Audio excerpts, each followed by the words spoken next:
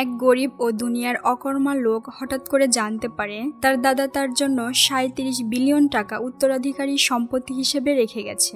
কিন্তু এই টাকা পেতে হলে তাকে মানতে হবে কড়া লেভেলের কিছু শর্ত, আর সে পরীক্ষায় পাশ করলে তবেই সম্পত্তির মালিক হতে পারবে। কি ছিল সেই শর্ত? বন্ধুরা, আজ তোমাদের জন্য নিয়ে এলাম এক অস্থির লেভেলের মুভি এক্সপ্লেনেশন, যার নাম হ্যালো মিস্টার বিলিয়নার। এই মুভি দেখার পর আমি নিশ্চিত তুমিও বলবে, ভাইরে, এমন মুভি এতদিন কই ছিল। মুভিটি একদম শেষ পর্যন্ত দেখলে তোমার হাসতে হাসতে পেট ব্যথা হয়ে যাবে। আর হ্যাঁ, তুমি যদি সত্যি স্মার্ট আর কিউট হও তাহলে আমাদের চ্যানেলটি সাবস্ক্রাইব করে একটা লাইক অবশ্যই দিবে, আর কোথায় থেকে ভিডিও দেখছো সেটা কমেন্ট করে জানাও। তাই আর প্যাচাল না পেরে চলো শুরু করে দিই আমাদের আজকের এক্সপ্লেনেশন। মুভির শুরুতে আমরা দুনিয়ার সবচেয়ে অসফল এক ব্যক্তির সাথে পরিচিত হই। ঠিকই ধরেছ, এই ওয়াং হচ্ছে আমাদের প্রধান চরিত্র। জীবনে এমন কোনো কাজ করা বাকি নেই যে সে করেনি। পেশায় সে একজন গোলকিপার, কিন্তু মাঝে মাঝে মেয়ে সেজেও গোলকিপিং করতে হয় পেটের দায়ে। এদিকে মিস্টার জিল নামের এক লোক তাকে মেলা টাকার অফার দেয় আপকামিং একটি ম্যাচ হারার জন্য। কিন্তু ওয়াং অকর্মা হতে পারে, মাগার ধোঁকাবাজ নয়, তাই এই বিগ অফার রিজেক্ট করে দেয়। কিন্তু রিজেক্ট করলে কি হবে? সে ম্যাচে 5 গোল খেয়ে এমনিতেও হেরে যায়, আর এমন গোলকিপিং দেখে প্রতিপক্ষ টিমের সবাই তাকে সেলিব্রেট করতে থাকে। তাই সে বলে, শালার হারলামি যখন তখন টাকা নিতে কি ক্ষতি ছিল রে ভাই। এদিকে ম্যাচ শেষে তার বন্ধু জিয়াও ওয়াং এর বাসায় আসে, যে মালটা বেঁচে আছে নাকি তা দেখার জন্য। কিন্তু দরজার ফাঁক দিয়ে সে দেখে ওয়াং গলায় ফাঁস নিতে যাচ্ছে। তাই সে দরজা ভেঙে ভিতরে আসলে দেখতে পায় ওয়াং গলায় দড়ি না, বরং একটি লাইট লাগাচ্ছিল। যাই হোক, তারা দুজন তখন তাদের দলের কোচের কাছে যায়, কিন্তু সেখানে গিয়ে দেখে কোচ তাদের পরিবর্তে একটি কুকুরকে গোলকিপার হিসেবে জয়েন করিয়েছে। ওয়াং এর বন্ধু জিয়া মাথা পুরোই হট এটা দেখে, তাই তারা দুজনেই টিম থেকে সাথে সাথে রিজাইন দিয়ে দেয়। গাড়িতে করে যাওয়ার সময় এক অত্যাধিক লেভেলের চিটার লোক তাদের গাড়ির সামনে এসে অ্যাক্সিডেন্ট হওয়ার নাটক শুরু করে দেয়। এমনিতেই দুজনের মেজাজ খারাপ, তার উপরে এই নাটক, তাই তারা দুজন তাকে আচ্ছা করে কেলাতে থাকে। এদিকে জিয়াজু নামে একটি মেয়ে সেই ঘটনা দেখে ফেলে। উনি আবার শখের বশে টিকটকার, তাই সাথে সাথে মোবাইল বের করে এসব রেকর্ড করতে থাকে, আর আশেপাশের মানুষদের ডেকে বলে, এমন অন্যায়ের বিরুদ্ধে আমাদের রুখে দাঁড়াতে হবে। লোকরাও কম যায় না, সবাই এসে বিচার চাই বিচার চাই স্লোগান দিয়ে তাদের শ্বশুর বাড়িতে পাঠিয়ে দেয়। কিন্তু এখানে ভেলকি দেখিয়ে তাদের জেল থেকে বেল দিয়ে বের করে নিয়ে আসে সেই মিস্টার জিন। এবার মিস্টার জিন বলে, তোমার আপন দাদা তো অনেক আগেই মারা গেছে, কিন্তু তোমার দাদার এক ভাই ছিল যে কিনা চীনের বিশাল ধনী ব্যক্তি। সারা জীবন তিনি বহু কামিয়েছেন, কিন্তু কোনোদিন বিয়ে শাদী করেননি, ফলে তার কোনো উত্তরাধিকারীও নেই। তাই আপন ভাইয়ের নাতি হিসেবে তুমি একমাত্র ব্যক্তি যে কিনা ৩৭ বিলিয়ন ডলারের অধিকারী। এই কথা শুনে ওয়াং বাংলা সিনেমার আনোয়ার হোসেনের মতো ছোটখাটো একটা স্টক করে বসে। তখন তার এই চাচাতো দাদার এক রেকর্ড করা ক্লিপ তার সামনে প্রেজেন্ট করা হয়। সেখানে এসে দাঁত পড়া ধনী দাদা বলতে থাকে, তোমার মতো গাধা যে কিনা মেয়ে সেজে ফুটবল খেলে, সে নাদান ছেলে। প্রথম পরীক্ষায় পাশ করেছো দেখে আমি হতাশ, কিন্তু কি আর করা। তাই আমার এই টাকার মালিক হতে হলে প্রথমে তোমাকে 1 মাসের মধ্যে 1 বিলিয়ন ইয়েন খরচ করতে হবে, আর তা যদি পারো তাহলেই তুমি পুরো সম্পত্তির মালিক হতে পারবে। ওয়াং বলে, ধুর মিয়া, এটা কোনো ব্যাপার হলো? কিন্তু এই দাদা ছিল অন্য জিনিস। সে তাকে এই টাকা খরচ করার জন্য কিছু রুলস শর্ত দিয়ে দেয়, যা অবশ্যই তাকে ফলো করতে হবে পুরো মাস ধরে। শর্ত 1, এই টাকা শুধুমাত্র লিগ্যাল কাজে ব্যয় করতে হবে, এবং তা শুধুমাত্র এই সিটির মধ্যে খরচ করতে হবে। এছাড়া তুমি নতুন করে কোনো গাড়ি, বাড়ি, প্রপার্টি কিছুই কিনতে পারবে না।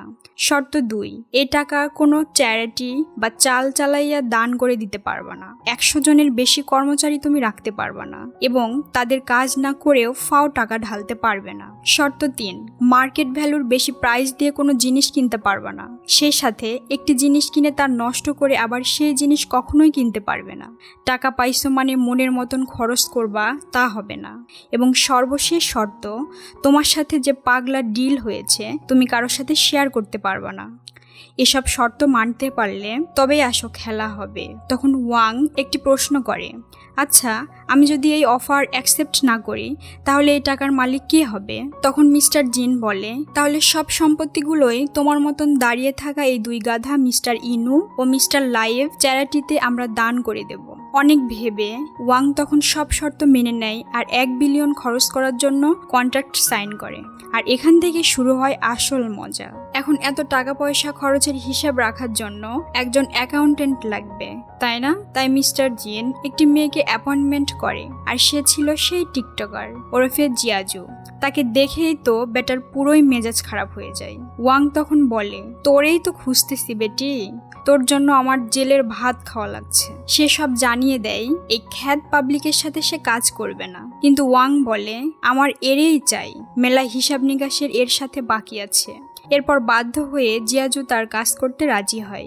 এবার পালা এত টাকার একটি ঝলক দেখার। বিশাল এক বাংকারে তাদের নিয়ে যাওয়া হয়, আর সেখানেই থরে থরে টাকার গোডাউন দেখে ওয়াং ও তার বন্ধুর প্যান্ট পুরাই ডাউন হয়ে যায়। বাপ কেন, তার 100 গোষ্ঠীর মধ্যে এমন টাকা কেউ কখনো একসাথে দেখে নাই। তাদের হুঁশ ফিরে আসলে এবং ওয়াং বলে, চলো আমাদের প্রথম টাকা উড়ানো শুরু করা যাক। তাই ওয়াং তখন তার ফুটবল মাঠে উপস্থিত হয়। সেখানে গিয়ে সে বলে, আমি এই মাঠকে বিশ্বমানের মাঠ বানাবো আর তোমাদের সবাইকে সাইন করব ভালো টাকা বিনিময়।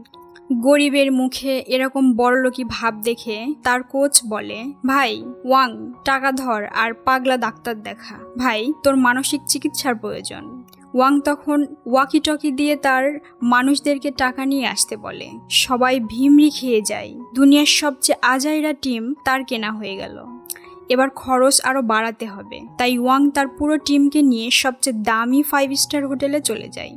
সেখানকার ম্যানেজার এই গরিবদের দেখে বলে, স্যার এটা হোটেল, এখানে ছবি তোলার জায়গা না। তখন ওয়াং বলে, তোমার এই হোটেলটা আমি কিনে নিতে পারতাম, কিন্তু বিশেষ কারণে সেটা সম্ভব হচ্ছে না। কি আর করা, তাহলে একটা কাজ করি, তোমার হোটেল 1 মাসের জন্য আমি ভাড়া নিয়ে নিলাম, যাতে করে আমার সব বন্ধুরা আরামায়েশে থাকতে পারে। তুমি ক্যাশিয়ার পাঠাও, আমি এক্ষুনি সব টাকা পেমেন্ট করে দিচ্ছি।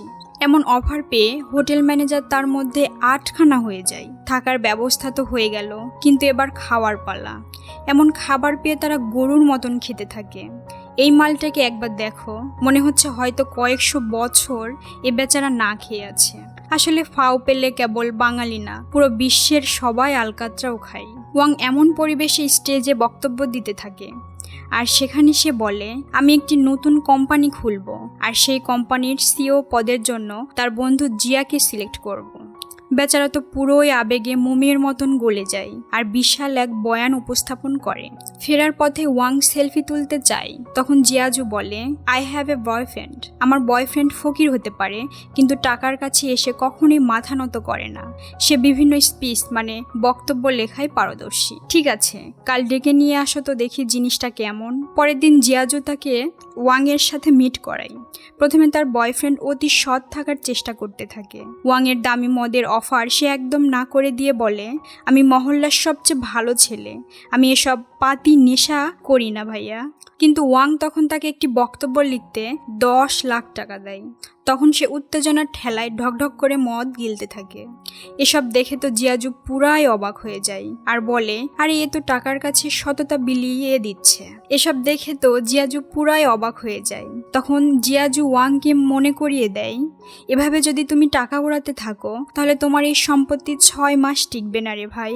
এ কথা শুনে ওয়াং তো আরও চিন্তায় পড়ে যায় যে এত দেরি, 6 মাস। তাই সে আরও টাকা তার বয়ফ্রেন্ডকে দিয়ে দেয় কাজের জন্য। তাই বয়ফ্রেন্ড এতই খুশি হয় যে এখন থেকে সে মিস্টার ওয়াং এর বাগানের মালির কাজ করতেও রাজি হয়ে যায়। তখন জিয়াজু তার বয়ফ্রেন্ডকে বলে, তুই একটা চিটার বাটপার, তুই আর আমাকে কখনো ফোন দিবি না। যাই হোক, এবার নতুন কোম্পানির আপডেট নিতে চাই।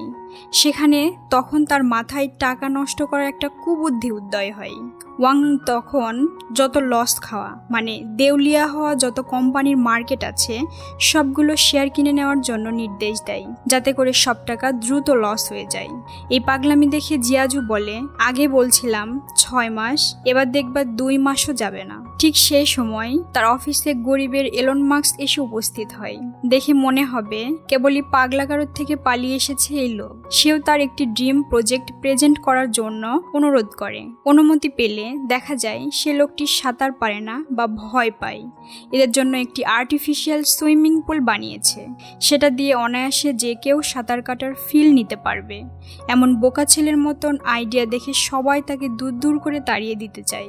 কিন্তু ওয়াংয়ের তো এমন গাঁজাখুরি আইডিয়া লাগবে তার সব টাকা শেষ করার জন্য, তাই সে তার প্রজেক্ট অ্যাপ্রুভ করে আর পুরো প্রজেক্টের টাকা একেবারেই দিয়ে দেয়। এই কাজ দেখে বাবুর্চি থেকে শুরু করে সবাই তাদের ড্রিম প্রজেক্ট প্রেজেন্ট করা শুরু করে দেয়, আর ওয়াং সবার প্রজেক্টটি ইনভেস্টমেন্ট করা শুরু করে দেয়। এসব পাগলামি দেখে জিয়াজু ভাবে যে মানুষ টাকা কামাইতে পারে না আর এই পাপি লোকটা পানিতে ফেলে দিচ্ছে। পরের দিন দেখা যায় ওয়াং দেশের সবচেয়ে দামি বডি ম্যাসেজ নিচ্ছে, কিন্তু তাতেও তার মন খারাপ, কারণ তাদের যে সার্ভিস ফ্রি তা দিয়ে 10 বছর বডি ম্যাসেজ করেও তার টাকা শেষ হবে না। মেয়েটা সস্তা সার্ভিসের কথা শুনে বলে, স্যার এটা তো টেইলার, টাকা খরচ করতে হলে আসল সিনেমা দেখতে হবে, আর আসল সিনেমা কি তাতে তোমরা বুঝতেই পারছো। এই কাহিনী দেখে ওয়াং তো লজ্জায় বাঁচে না, সে কোনোভাবেই প্রিমিয়াম সার্ভিস নেবে না, আর মেয়েটিও কোনোভাবে সার্ভিস না দিয়ে ছাড়বে না। এমন সময় সেখানে জিয়াজু এসে বলে, ওয়াও মশাই, এসব প্রিমিয়াম সার্ভিস নিচ্ছে। লজ্জায় সে মাথা নিচু করে সেখান থেকে বের হয়ে যায়। পরে ওয়াং তাকে বলে, আমি পাগল হতে পারি কিন্তু এসব কাজ আমি করি না, আমি এসব সার্ভিসের ব্যাপারে খুব লয়াল। এদিকে বাগানে এসে দেখে জিয়াজুর বয়ফ্রেন্ড মন দিয়ে মালির কাজ করছে, আর এসব দেখে জিয়াজু তার বয়ফ্রেন্ডের সাথে ব্রেকআপ করে। এদিকে ওয়াং এর মাথায় এবার আরও একটি কড়া বুদ্ধি আসে। সে পৃথিবীর সবচেয়ে বড় বিজনেস কনসালটেন্ট মিস্টার লাডিফাক ইনভাইট করে তার দেশে। বিজনেস কনসালটেন্ট হলো তারা যারা ব্যবসা কিভাবে বড় করতে হবে তাদের সুন্দর সুন্দর বুদ্ধি বা উপদেশ দিয়ে থাকে। কিন্তু ওয়াং তার কাছে চেয়ে বসে কিভাবে দ্রুত লস করা যায় তার উপায় জানার জন্য। এসব পাগল ছাগল মার্কা কথা শুনে এক ঝুড়ি গালমন্দ করে মিস্টার লাডিফাক সেখান থেকে বের হয়ে যায়। আরে ভাই, কেউ কি সেদে এসব পাগলের পাল্লায় পড়তে চায় বলো? এভাবে তার রাজকীয় দিনরাত কাটতে থাকে, যতভাবে টাকা নষ্ট করা যায় সবকিছুই ট্রাই করতে থাকে। কিন্তু এর মধ্যে একদিন তার জন্য বিশাল বিশাল দুঃসংবাদ আসতে শুরু করে। অফিসে গিয়ে সে দেখে যে সকল শেয়ার সে কিনেছিল তাদের কোম্পানিতে হিউজ ইনভেস্ট করার কারণে এসব শেয়ার মূল্য বেড়ে কয়েকশো গুণ হয়ে গেছে। সেই শেয়ার থেকে প্রায় $10 মিলিয়ন তাদের আয় হয়েছে। এছাড়া সেই গরিবের এলন মাস্ক যে গাঁজাখুরি সুইমিং প্রজেক্ট দিয়েছিল সেটা ইতিমধ্যে ব্যাপকভাবে ভাইরাল হয়ে গেছে, যার কারণে কোটি কোটি টাকা আসতে শুরু করেছে তাদের কোম্পানিতে। এসব শুনে ওয়াং তো পুরোই হার্ট অ্যাটাক খাওয়ার মতন অবস্থা। কোথায় সে টাকা কমাতে চাচ্ছে, উল্টোটা টাকা বেড়েই চলেছে। পুরাই পাগল হয়ে গিয়ে ওয়াং বলে, ভাই তোকে আল্লাহর দোহাই লাগে, আমার সবকিছু বন্ধ কইরা দে প্লিজ, একা থাকতে দে আমাকে। সবাই বলে মানুষ দেউলিয়া হয়ে গেলে তেমন আচরণ করে, এ তো দেখি খুশির ঠেলায় দেউলিয়া হয়ে গেছে। মানুষ কি আর জানে ওয়াং মিয়া কিসের জন্য এমন করতেছে? 1 বিলিয়ন খরচ না করলে যে সে 37 বিলিয়ন পাবে না। জিয়াজুর আজকে জন্মদিন ছিল, কিন্তু সেটা উদযাপন করার মতো কেউ ছিল না। ঠিক তখনই সেখানে তার বয়ফ্রেন্ড ফুল হাতে নিয়ে উপস্থিত হয়। যে জিয়াজু খুব খুশি যে তার জন্মদিন সেলিব্রেট করার জন্য তার বয়ফ্রেন্ড এসেছে, কিন্তু পরে দেখা যায় সে এসেছে জিয়াজুকে দিয়ে মিস্টার ওয়াং এর কাছে রিকোয়েস্ট করানোর জন্য যাতে তাকে আরো বেশি টাকা দেওয়া হয়। এসব শুনে জিয়াজু তো রেগে মেগে ফায়ার হয়ে যায় আর সাথে সাথে তাকে লাথি দিয়ে বের করে দেয়। এরপর জিয়াজু ওয়াং এর কাছে অফিসের কাজ নিয়ে আসে, কিন্তু ওয়াং জানায় আজ আর কোনো কাজ নাই, দেখো তোমার জন্য সারপ্রাইজ আছে। এই বলে সে রাতের আকাশে আতশবাজি দিয়ে ভরিয়ে দেয়। আসলে ওয়াং এর তো টাকা খরচ করা লাগবে, তাই সে পুরো শহরে এক বিশাল চমকানো আতশবাজির অনুষ্ঠান করে। কিন্তু জিয়াজু বলে, তুমি নিশ্চয়ই আমার জন্মদিনের সারপ্রাইজ দেওয়ার জন্য এটা করেছো তাই না? ওয়াং মনে মনে বলে, এটাই সুযোগ পার্ট নেওয়ার। সে বলে, হ্যাঁ তোমার জন্মদিনের জন্যই তো আমার এসব আয়োজন করা। সেই সময় জিয়াজু বলে, এই বেটা তুমি আবার আমাকে প্রেমে ফেলানোর মতলবে নাই তো? আসলে ওয়াং সাহেবও ইতিমধ্যে তার প্রেমে পড়ে গিয়েছিল, কিন্তু বলতে পারছিল না। বাট জিয়াজু তাকে বড় ভাইয়ের সম্মতিতে ফেলে দেয় আর তখন ওয়াং আরও কুবুদ্ধি আঁটতে থাকে যে কিভাবে তাকে ইমপ্রেস করা যায়। তাই সে পরের দিন পুরো শহরে তার ভালোবাসার কথা জানিয়ে বিলবোর্ড টানিয়ে দেয়। সকালে জিয়াজু বাসা থেকে বের হয়ে দেখতে পায় সবাই তার পিছু নিয়েছে অটোগ্রাফ সেলফি তোলার জন্য। কাহিনী বুঝতে পেরে জিয়াজু কোনো রকম একটি গাড়িতে উঠে পালিয়ে বাঁচে। গাড়িতে আসার সময় সে আবারও সেই গরিবের নেইমারকে দেখতে পায়, যে কিনা গাড়ি দেখলেই তার সামনে গিয়ে অ্যাক্সিডেন্টের ভং ধরে। এবার জিয়াজু বুঝতে পারে ওয়াং সেদিন সত্য কথাই বলেছিল, কিন্তু তাকে ভুল বুঝে জেলের ভাত খাইয়ে ছেড়েছে। তাই ওয়াং এর কাছে গিয়ে সরি বলে। আর ওয়াং এই খুশিতে জিয়াজুর সবচেয়ে পছন্দের সিঙ্গারকে ডেকে নিয়ে এসে এক প্রাইভেট কনসার্টের আয়োজন করে। এই কনসার্ট জিয়াজুর অনেক পছন্দ হয় আর সে সারা রাত ধরে উপভোগ করতে থাকে। কিন্তু এত কিছুর পরও তার বিভিন্ন ইনভেস্টমেন্ট থেকে টাকা বেড়েই চলেছে। তাই এবার সে তার বেস্ট বুদ্ধির চাল দেয়, যে সব টাকা হাওয়া করার জন্য সে পুরো শহরের প্রেস ও মিডিয়াকে ইনভাইট করে এক পাগলাটে ঘোষণা দিয়ে বসে। ওয়াং বলে, আমি নতুন একটি ইন্স্যুরেন্স খুলতে যাচ্ছি, যেখানে সবাইকে ওয়েট লস মানে ওজন কমানোর চ্যালেঞ্জ জানাচ্ছি। যদি কেউ 1 কেজি ওয়েট লস করতে পারে তাহলে তাকে আমি 1000 EM দেব। তাই 1 সপ্তাহের মধ্যে যে যত বেশি ওজন কমাতে পারবে সে তত বেশি ইনকাম করবে। এই ঘোষণা শোনার পর পুরো শহরের সবাই পাগলের মতন ওজন কমানোর মিশনে নেমে পড়ে। কেউ এখন আর লিফট বা এক্সেলেটর সিট ব্যবহার করে না, সবাই হেঁটে দৌড়ে সিঁড়ি বেয়ে ওঠে। অফিসের কাজ করার সময়ও সবাই ব্যস্ত থাকে ওজন কমানোর জন্য। ট্রাফিক পুলিশও নেচে নেচে তার কাজ করতে থাকে।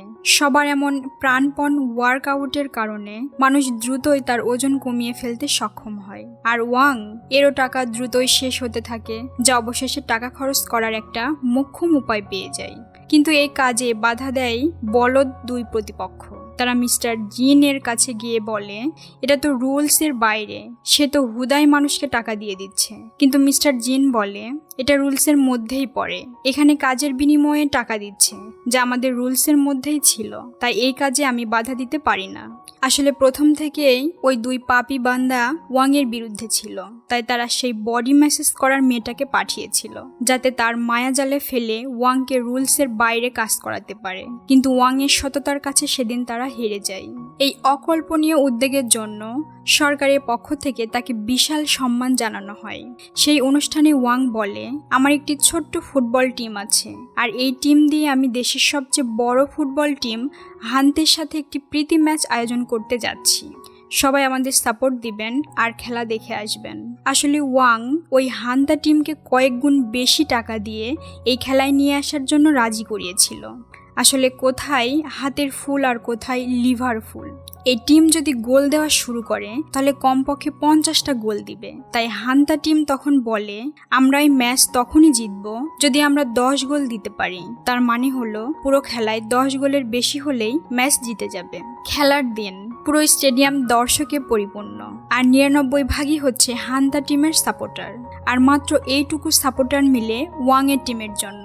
কিন্তু ওয়াং এর সাপোর্টার না থাকতে পারে, তবে তারা মাল পানির লোক। তাই তো পুরো টিম হেলিকপ্টার দিয়ে ল্যান্ড করে মাঠে। ওয়াং এর দলের প্লেয়ার বুদ্ধি করে অন্য দলের ক্যাপ্টেনের বউকে নিয়ে দুষ্টু মন্তব্য করতে থাকে। এর ফলে রক্ত গরম হয়ে গেলে এক ঘুষি বসিয়ে দেয় তার বন্ধুর নাকে। ফলাফল তাকে রেড কার্ড দিয়ে বের করে দেয়। কিন্তু তারপরে ওয়াং এর দল হাফ টাইমের আগে 8 গোল খেয়ে বসে। হাফ টাইমে তারা ব্রাজিলের কোচের মতো শক্তিশালী ডিফেন্স করে মাঠে নামে। আর যাই হোক, কোনো গোল খাওয়া যাবে না, তাই তারা সবাই মিলে একজনকে ঘিরে ধরে। তবুও তারা আরও 1 গোল খেয়ে যায়। আর এরপর তাদের সকল প্লেয়াররা গোলপোস্টের সামনে দাঁড়িয়ে যায় গোল আটকানোর জন্য। একের পর এক শট প্লেয়ার ঠেকাতে থাকে, কেউ মুখ দিয়ে, কেউ হাত দিয়ে, আবার কেউ বংশধরের মেশিন দিয়ে। এভাবে একে একে সব গোল ঠেকিয়ে পুরো খেলার সময় পার করে দেয়। আর সেই ম্যাচে 0-9 গোলে জিতে যায় ওয়াং এর টিম। ট্রফি দেওয়ার সময় হান্তা টিমকে ট্রফির মধ্যে থেকে ট্রফির একটা বাচ্চা উপহার দেওয়া হয়। এরই মাঝে ওয়াং এর কাছে কল আসে যে জিয়াজুকে কারা যেন কিডন্যাপ করেছে। তারা 10 মিলিয়ন দাবি করে বসে ওয়াং এর কাছে। ওয়াংয়ের কাছে টাকা তো কোনো ব্যাপার না, কিন্তু নিয়ম অনুযায়ী সে নিজের জন্য টাকা খরচ করতে পারবে, তাই হয় তাকে রুলস ভেঙে টাকা দিতে হবে, অন্যথায় জিয়াজুকে হারাতে হবে। এ তো এক কঠিন সমীকরণে পড়ে গেল। সে এবার মিস্টার জিনের কাছে 10 মিলিয়ন টাকা ধার চায়, কিন্তু জিন তাকে বলে আমি এই বিষয়ে কোনো হেল্প করতে পারবো না। আসলে এটা ছিল ওয়াংয়ের সর্বশেষ পরীক্ষা। তার দাদা জানতে চেয়েছিল ওয়াংয়ের কাছে টাকা বড় নাকি মানবিকতা বড়। মূলত মিস্টার জিন জিয়াজুকে কিডন্যাপ করেছিল আর তাকে সব খুলে বলেছিল। জিয়াজু বলে এত টাকার জন্য ওয়াং আমাকে কখনোই বাঁচাতে আসবে না, কিন্তু সবাইকে অবাক করে দিয়ে এবং তার সব টাকার লোভ ছেড়ে 10 মিলিয়ন টাকা নিয়ে চলে আসে জিয়াজুকে বাঁচানোর জন্য। বেচারা মেলা কান্না করতেছে আর বলতে থাকে, আরে বেটি, কিডন্যাপ করার আর সময় পাইলি না? আর কয়দিন পরে হলে তো ভালো হতো। টাকার চেয়ে মানবতাকে প্রাধান্য দেওয়া হয়। তাকে পুরো সম্পত্তির মালিক বানিয়ে দেয় তার দাদা। এছাড়াও জিয়াজু পেয়ে যায় তার আসল ভালোবাসার মানুষকে। এরপর কেটে যায় বেশ কয়েকদিন, আর এরই মধ্যে জিয়াজু প্রেগনেন্ট হয়ে যায়। এবার তারা এক ফাউন্ডেশনে যায় তাদের সকল সম্পত্তি দান করার জন্য, কিন্তু ফাইনাল সেন্ড করার আগেই হুট করে তাদের মাথায় আসে, আরে আমাদের সন্তানদের জন্য তো কিছু রেখে যাওয়া হলো না, আমরা তো মেলাই এনজয় করে ফেলছি, কিন্তু আমাদের সন্তানের জন্য তো কিছু টাকা রাখার প্রয়োজন, তাই না? তাই তারা ম্যানেজারের কাছে একটা লিস্ট করার জন্য লিস্ট চায় যে বাচ্চা হওয়ার পরে তার কি কি প্রয়োজন হবে। কিন্তু এর লিস্ট আর শেষ হয় না। দিন গড়িয়ে রাত হয়ে যায়, কিন্তু এদের লিস্ট করা শেষই হয় না। আর এরই মধ্যে দিয়ে মুভিটি এখানেই শেষ হয়। আমি 100% শিওর তুমি মুভিটি পুরোই দেখেছো, আর তুমি যে একজন মুভি লাভার সেটার প্রমাণ আমি পেয়ে গেছি। মুভিটির কোন অংশ বা কোন ক্যারেক্টার তোমার বেশি ভালো লাগছে সেটা কমেন্ট করে জানাতে ভুলবে না। ভিডিওটি ভালো লেগে থাকলে লাইক ও শেয়ার করো, আর একদম নতুন হয়ে থাকলে প্লিজ সাবস্ক্রাইবটা করে দিও। সবাই ভালো থাকো, সুস্থ থাকো, ধন্যবাদ।